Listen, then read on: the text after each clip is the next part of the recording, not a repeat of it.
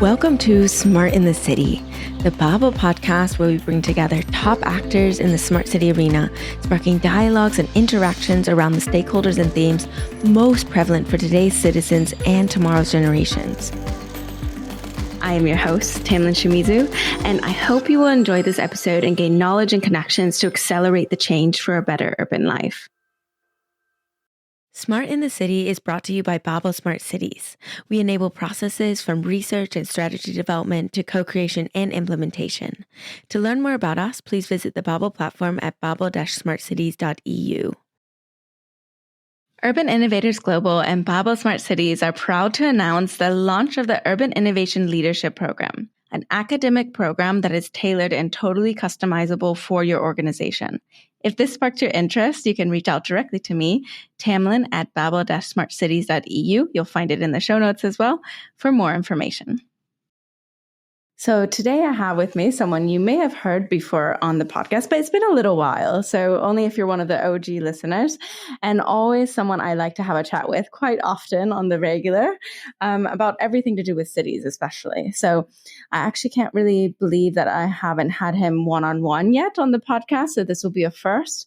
But yeah, here we are. So we are digging into a specific challenge in this episode that we see at BABLE cities trying to tackle all of the time. So we want to give a lot more context to that and a lot more expertise with what we're seeing. So, but before we dig in, let me first introduce our great guest. So here with me chatting is Alex Schmidt. He's the CEO and founder of BABLE Smart Cities. Welcome, Alex. Pleasure being back. Pleasure having you. So I always like to start with a little teaser. And so the teaser I've chosen for you today is, drumroll, if you had to describe the smart city market in 3 emojis, which emojis would you choose? Okay, I'm not a big emoji person, so let's... I beg to differ. Let's see. Well, you're creating your own emojis now, right? So, the light bulb, likely. Lots of ideas that are out there. So I like this one. The exploding head. Sometimes it's just overwhelming, too much information, too much going on. Yeah. And also just sometimes a little complicated and annoying. It just bursts your mind. Well, and this upwards looking graph, right? Okay. So it's certainly something that's coming. We've seen amazing progress post-COVID, lots of energy, right? So remember back 6-7 years, the budgets were like 1 or 2 zeros less, and it's just a market that's coming, and enjoy every day working in it. Very good choices. Okay, so I always like to give our listeners a little bit of intel into who the person is that's actually behind the mic. So tell us, who are you, Alex? Where did you come from, and how did you get here today? Okay, well, let's start at the very beginning. Okay. Born exactly a village boy from Bavaria, southeastern Germany. Grandchild to a farmer, child to a craftsman. Always liked kind of this combination of generating economic growth and making the world a better place. Studied environmental engineering, transport engineering, and business administration. Those are my 3 degrees. Always trying, again, to combine economics and the environment for a better future. Then worked at the Fraunhofer Research Society for 7 years, I think. Had a brief stint at the MIT Sensible Cities Lab to work on data analytics to understand cities better. Then I worked for 2 years as an director for an European institution that I helped found in Barcelona, and now for 6.5 years, working solely with BABLE as the founder, with a great bunch of people to get all these cool solutions that are out there scaled in cities across Europe. Sounds good. So working, living and breathing BABLE now. I know that there's a lot going on with the topic that I want to dive in today. So what the topic that I chose for today is around procurement. And I hope that everyone didn't just turn off the podcast now that I said procurement, because we're going to try to liven it up and make it more interesting, right? And So what do you think, Alex, is the biggest challenge that we are facing when it comes to procurement today? Oh, it's always hard to see one, but there's definitely kind of a distinction between internal and external problems. So I think the main issue is it all takes too long, and often the outcome is not good enough, right? So the idea behind it is very good. So procurement in general is supposed to create a level playing field, so that cities in the end get the best solution or not just cities, actually any operator of critical infrastructure. Often also used by private sector, this tool. So it's really about finding the best solution on a couple of merits to actually buy and implement. So what are the problems internally? Very often it's about who is the final decision maker, right? So it's very complicated to, in many instances, if you buy especially something innovative, who actually chooses in the end, who is the final one to make the call, which ones are being bought, or what also the specifications of such a solution should be. So there's a lot of internal kind of back and forth between the political leadership, the administrative leadership, the procurement officers, then also the different types of interests, those that want to run the projects, those that look long-term, those that should short-term. So that makes it a lot more complicated than it looks from the outside. And then there are the external factors.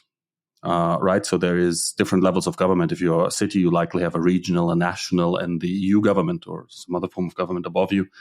And the guidelines that you get don't always like one-on-one match your problem. So it's always hard a little. There's always a little bit of an uncertainty to choose which pathway to go for, what is right, what is wrong. It's not a black and white kind of application area. It's really has quite some shades of gray, even if you do it properly right. And then it's only when you touch the actual thing that you want to procure, right? So there is a lots of very unique, innovative, and great solutions out there. Either you don't know about them or you don't understand them in all details. So all these create complexities, create problems then, which, make the procurement processes longer and often don't generate then the desired outcomes.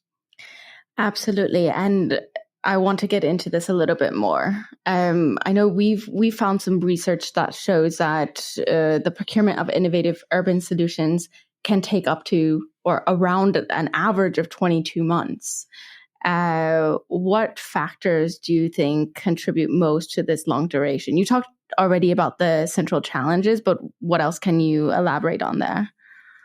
First of all, it's amazing, right? 22 months to procure something. So that means until you have signed the contract, that doesn't yet mean it's implemented. So and the innovation has already changed, right? Exactly. Innovations are inherently fast. So, and that's a really interesting element, right? So these processes were set up for when public entities mostly procured long-term things, right? Things with a long innovation life cycle, roads, buildings, these things that have like 50 years of duration. So once they're out there, okay.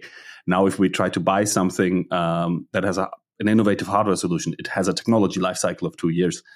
Software you get an update every couple of weeks or at least every 6 months, right? So these processes just are not fit for purpose or these lengths of the processes are not fit for purpose for these kind of more innovative solutions where there is a high pace. So I think that from all the other things that we have mentioned, that's the one thing to add is just the world has become faster, right? So you cannot write down the specs at one day and then 22 months later sign a contract with the exact same specs. It just doesn't work. The world has changed a lot. I think that's the core problem that's in this process is the speed that it's needed to actually keep pace with the innovations out there. And those innovations are great, so don't get me wrong. I don't want this anyone to get this in the wrong way. This is actually what we need. We actually need to speed up a lot more. We only have until 2050 to get our whole continent climate neutral. Some cities only until 2030, which is 6 years. So you cannot take 2 years to procure something, not even having started implementation yet. So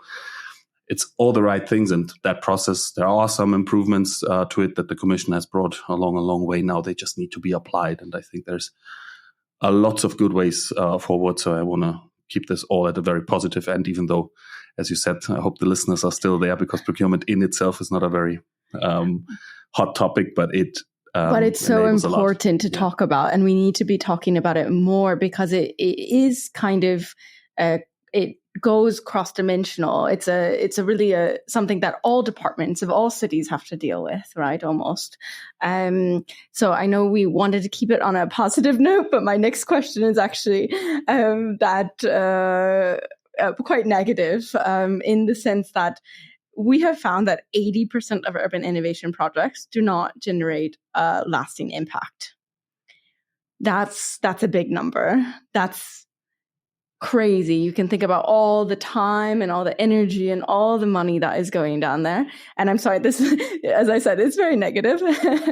But how do we get out of this? How do we turn that 80% into 20%, for example? Like, what is this? What is the shift that is needed? First of all, let the number sink in, really, right? Yeah. So that's there are cities out there in Europe that are now investing €1 billion a year into innovative urban solutions to get them climate neutral. Now, imagine 800 million of that, and that's taxpayers' money, right? Going to waste. That would be that gives us all a little bit of a shiver there. So that's a huge problem. In its core, I think it's an information problem, right? So in its core, if the right information are available at the right time and the right quality to the right people, you can speed up the process immensely. I think that's what will get us from 80% to 20%, and then there's still a lot more to be done. It has to do with decision making within cities. It has to do with staying kind of neutral to technology, because especially during COVID, we did some analysis that those tenders that were sent out in that time, about half of them needed to be pulled back before they were even awarded, because there was some form of proprietary knowledge or proprietary technology in the tender. So that means only one entity in the end could reply to it. And that's, no one did that on purpose or made this kind of a, no one wanted these time and these processes go to waste. But again, with just not the knowledge with the procurement office that this was a proprietary piece of technology that they were trying to procure, going back to what it is in its core. It's an information gap. So as long as we kind of keep everyone that's making these decisions informed on what are good solutions, what are bad solutions, what is out there, what has already happened, right? So many great things are already out there in cities that you can learn from. And on the second part, also kind of keeping it technology neutral. As a city, you're not interested in a particular supplier or in a particular technology. You're interested in the impact it has. And as long as you keep the kind of procurement on this is what we're trying to achieve, instead of we want it to be aluminium based and coated in that kind of color, it's a lot more likely that you in the end get the outcome. So if you procure outcome, you get outcome. Can you think of an example of a project maybe that has had lasting impact, or vice versa, what we were talking about before that really was super speedy, maybe as an example, and how that was accomplished? Well, no, also what is super speedy in these kinds of before 22 months. That is actually one of my favorite examples. Is a city in southern Germany, close to Karlsruhe, called Ettlingen, where we went through the whole process of defining what solves the need within the city, which was figuring out a new way of getting parcels to private homes, to actually having the electric cargo bikes and everything implemented within 12 months. And that project, when it started, didn't even have financing. So that is one of my favorite examples when it comes to speed. Also, there is just, especially in the innovative world, there is just sometimes not a local supplier. The one I just mentioned, in the end, there was a local supplier that could help implement this, actually, a combination of two local suppliers. Sometimes we had another city, I'm just staying close by there, a little south in the Baden area, city of about 15,000 inhabitants, looking for an autonomous vehicle to drive through the inner city 24/7 and kind of close a circular gap between the bus services. The entity that was responsible for it was for 6 months looking for someone to actually provide this service locally, regionally, and they had a supplier which cost several $100,000 euro. Whereas as soon as we started looking across borders, we found entities that have done this before and could deliver the service in like 25% of the costs, right? And that then also they can deliver it much faster. So sometimes it's just you have to look at entities that have proven that an innovation works also outside the regions. And in Europe, there is actually a lot happening that everyone can learn from. But don't cities, to play devil's advocate a little bit, don't cities want to procure locally, for example, like to foster this within their regions? What do you say to that? I think there should always be a locality factor in it, and that's just my private opinion, because it has benefits of having a particular supply and strengthening the local economy. Like there's also particularly helping young companies, startups with your procurement processes. That's a super strong tool also for economic growth. But there's always a limit to this, right? So I can always understand like 10, 20, 30% of, kind of locality benefit. But if in this particular example that I just mentioned, we were talking about a factor of 6, right? And even if that one wasn't chosen, but the other one was chosen, that wasn't one that was. It wouldn't make sense exactly, then, right? So there's just a limit to that, and in the end, we all have to stay fair in this, because it's about finding the best solution. The best solution doesn't always have to be one locally that provides benefit. That should be part of the assessment.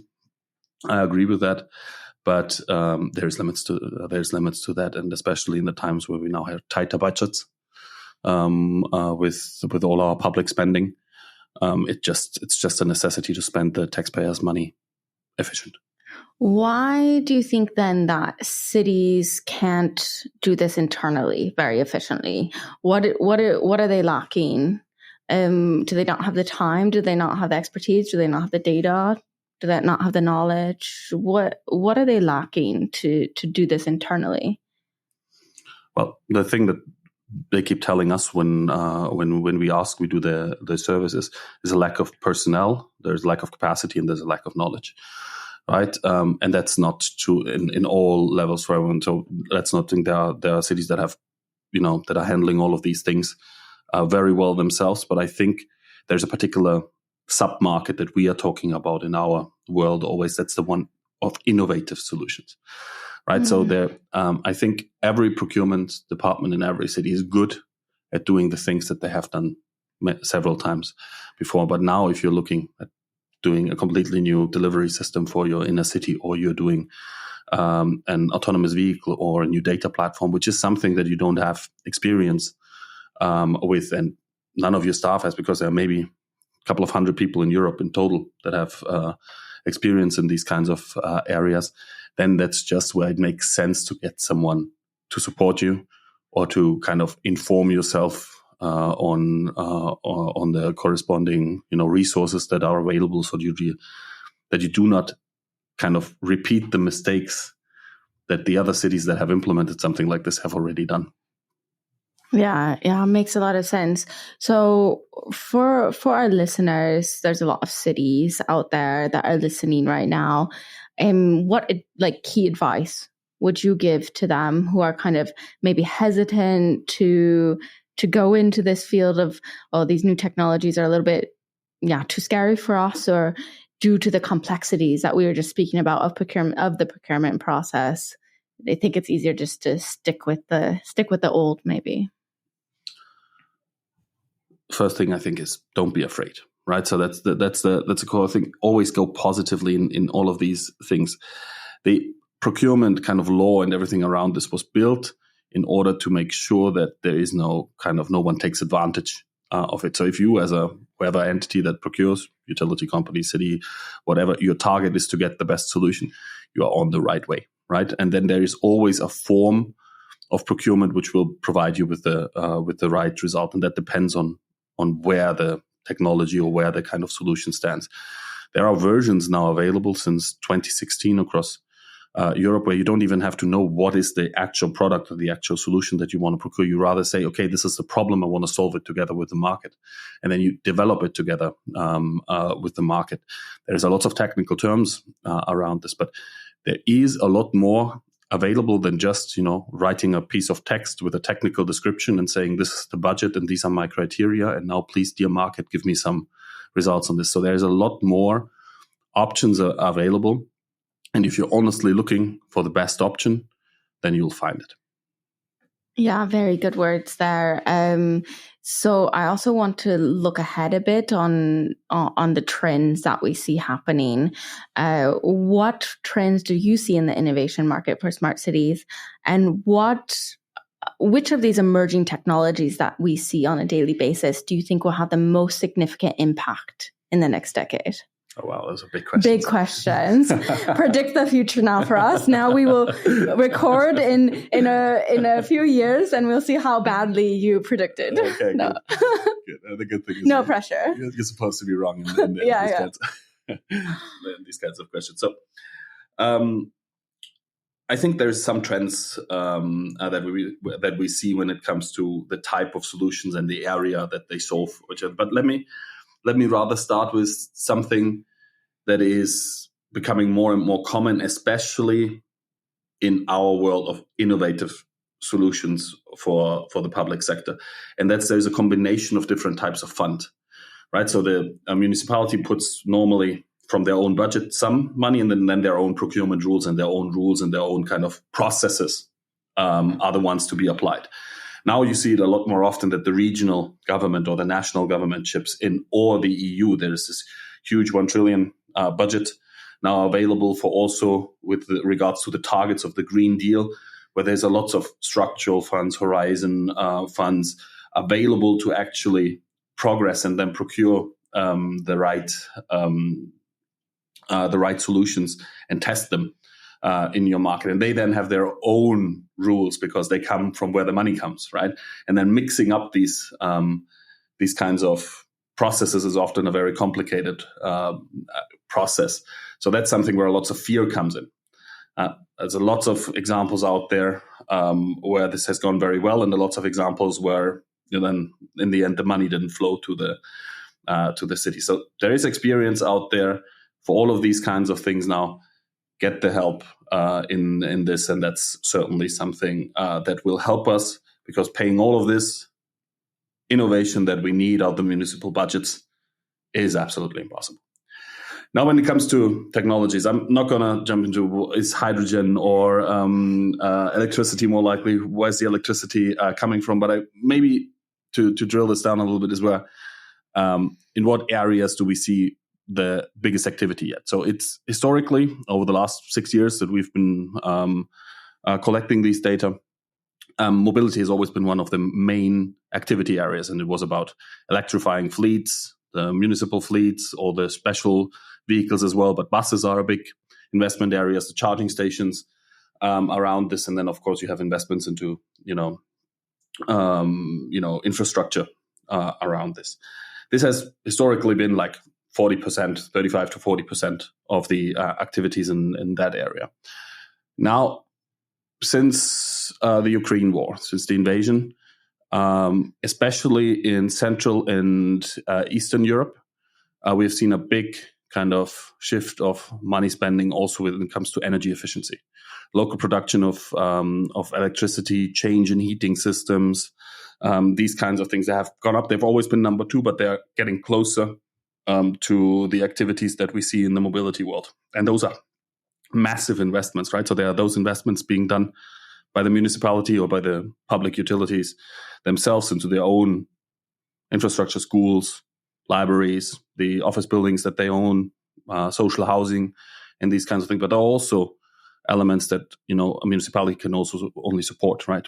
Office buildings, private properties, these kinds of things. And we have seen investment plans of the leading cities in Europe that are planning to be climate neutral until 2030, which are, up to 70% of the overall investment that they have to do goes into kind of heating and electricity when it comes to refurbishment of houses. Yeah, really, really interesting trends we see in energy for sure. What do you see as the future of digital side of things? I just want to touch on that because everyone's talking about AI. Everyone's talking about this digitalization. There's this system shift in how we're thinking. There's a lot of things going on. So can you put that in just a couple sentences maybe on how you see that? Keeping up with the big questions there. Yeah. I think on the one hand, AI or the capabilities it provides us is just another capability that we are adding. We are not applying technology just for the sense of finding application areas for it, but in the end, it helps us to improve our services in cities. It helps us to do more with less resources, right? And that's, I think, the core that artificial intelligence can give us. We can just, optimize resource-wise how we deliver on services. And if it's done right, it can also kind of be a democratic tool if it's done right, a democratic tool to kind of make processes more efficient and to improve the outcomes of everything. So AI is such a kind of transformative topic that it will influence so many different fields of progress, right? So it can influence the amount of staff we need for particular services. We can free up capacities for other areas. It can significantly reduce the amount of money and time we have to spend somewhere, but it can also improve particular parts of services. It can make the arrival of buses more predictable. It can, optimize our heating systems more efficiently. So there's a kind of a transversal effect that it can have in all the different kind of sectors. And it's going to be very interesting to see for all of us how this pans out. But the cool thing really is that we see a good bunch of areas of proven application areas in cities in Europe already. Yeah, really interesting times that we're seeing here in that field. I wanted to touch just quickly on also, because we were talking about procurement, but before procurement happens, the money has to come from somewhere. And maybe you can touch on a bit of the different funding and financial models available for cities looking to procure innovative solutions. Yeah, absolutely. So first of all, I think that the core of this is there's money available, right? It's not going to fly to you. You have to go and pick it up. But I think one of the core vehicles is the 1 trillion EU budget that doesn't stay in Brussels. It's divided into 1,000 different regions in Europe. There's money available for structural investments, anything that has to do with infrastructure. There is money available for test cases to try something. There's money available for cross-country or cross-regional collaboration. And then we will never cover the whole thing, right? So there's always kind of a co-funding and, putting in the mix the own municipal funds, right? The investment budgets of municipalities need to be safe. They need to be protected because they are necessary for the future, for the next generation. So only cutting there will bring us lots of problems in the near and especially in the mid and long-term future. So this kind of investment in the future also from the strained city budgets need to be protected. But the combination with external funds, EU, the ones I just named, but similar fundings are available mostly across Europe on the national and regional level. And then there are some very particular funds. So I think the European Investment Bank is doing an amazing job in providing funding for also bigger projects where you can get several million in kind of appraisal funding, so to plan your projects, and then even much larger amounts in loans for feasible projects. In the end, if you consider grants are always a good thing because you don't have to pay them back if you do everything correctly, or loans or other kind of debt vehicles. The main thing is that the investment needs to be a viable one. So have a business case. It's something super interesting to talk about business cases in the public sector. I think there was something 14, 15 years ago when we started that discussion about business cases of urban solutions. We were all like, okay, why? This is supposed to be just provide public benefits, right? But this is a cool thing about a lot of these solutions that we are talking about. They provide both. They provide a positive environmental, social, economic outcome, and it can be business-wise viable. Maybe with a twist, with some grant funding and some loan funding. But in the end, there's lots of options out there. I think we started, when was it? 4 years ago. We said we're going to look out into Europe and see how much grants there are available, how many different ones. I was personally thinking there might be like 2,000 or so different ones. Our crawler is still active and there's still a couple of them found, but we are now with over 10,000 active grant funding options available. And those are from all different areas. Partly they're on the city level from city taxes, partly they're on the regional level. Of course, there's lots happening on the national and the EU level. But, we haven't seen a single entity that approached us and said, hey, we need co-funding for this kind of project. And can you find us something? And we had to say no. No, there was always a fund available that supports. And that's going back to my first sentence in this. Again, stay positive in this thing because there is enough available. Yeah, absolutely. The last part that I want to bring us to in the main interview part is our open floor. And that is the chance. Is there something that you didn't get the chance to talk about today that you think everyone needs to know about this today? You don't have to take it, but you can. There's just... It's just while we were talking about it, I had some kind of flashbacks into procurement processes that I've done over the last fun times. I'm sure. Years. Oh well, I hit my nose very hard many times. No, and it's kind of, you think that a lot of the processes are different processes and there's a lots of difference. But I've handled a fund for the German government to roll out infrastructure, so charging infrastructure across Germany. 7-digit in investments. Then we had these kind of trial projects that we did in many cities across Europe. I was directly involved in 10 cities over 2 years, and now we are supporting a lot of regions and cities and utilities individually, and these kinds of things. The kind of learnings there's always a problem, right? So it never comes in and it just goes smoothly through without you having to adopt your mindset or adopt your process. But it's in the end, it always works out. And I'm very proud of the things that I can see walking down the road or driving my car to a charging station, that these are possible because these processes in the end were gone through, right? And not part of the 80% that in the end don't provide a lasting impact.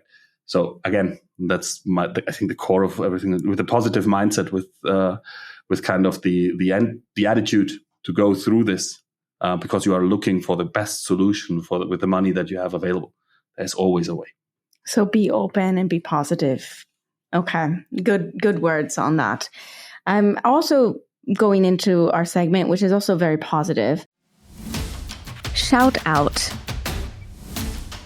Mention a person, an organization, or a city you think deserves more recognition in the field.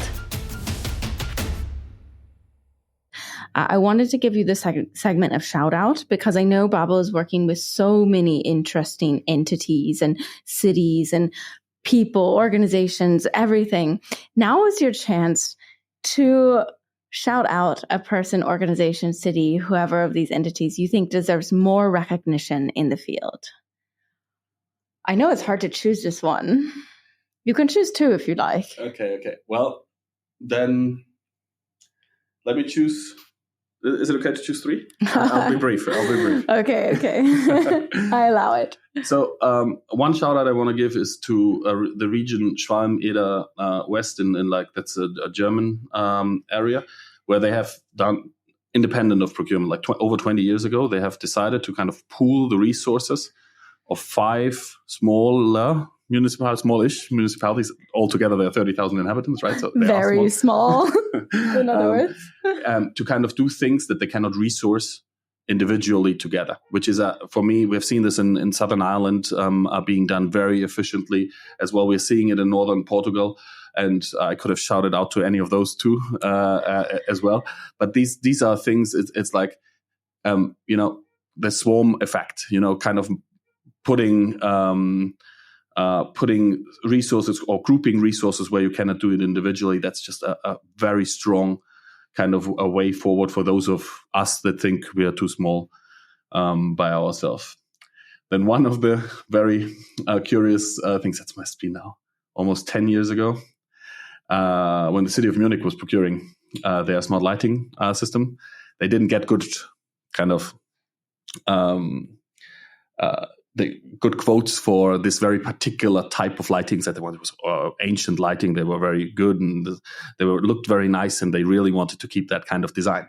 And in the end, they didn't find someone to do it at a good price point. So they just decided to do it themselves and build on it from there. They chose the suppliers for the things that they didn't want to do themselves, but they also just said, okay, let's get this done ourselves, which I found just an amazing statement in those regards.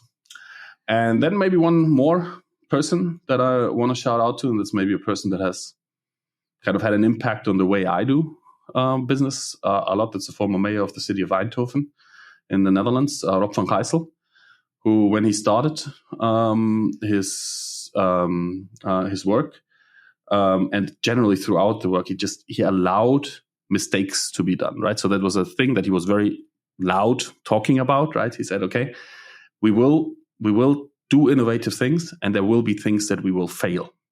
And there was this clear thing, we can fail about this. Not everything, and that's what happened, right? Quite some things didn't work out, and that's of course a shame. But I've seen so many good things coming out, maybe not even just for the municipality, but for the region, but also just very smart people that have gone their own way then doing business now in any part of the world, just learning from these kinds of things. And I think generally that has moved the innovation landscape in urban areas significantly forward. Really, really good ones to shout out for sure. Now we get to the final question. You know what it is, right? To you, what is a smart city? Well, to me, what is a smart city? I think it's progress in general, right? So we want to make it more livable. In the end, it's about helping making a better life for the generation to come.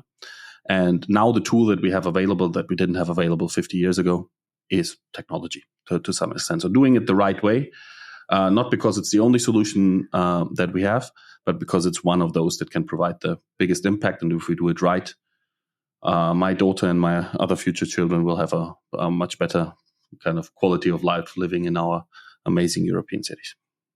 Great words to end on. So with that, I have to thank you for coming onto the podcast. It's been a pleasure to talk to you about procurement. I never thought I'd say those words.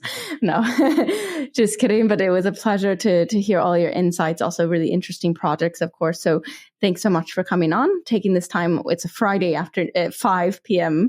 also. So thank you so much for that. And thanks to all of our listeners. Don't forget, you can always create a free account on BABLE-smartcities.eu. Find out more about smart city projects, solutions, and implementations. Thank you very much. Thanks, Emily. Thank you all for listening. I'll see you at the next stop on the journey to a better urban life.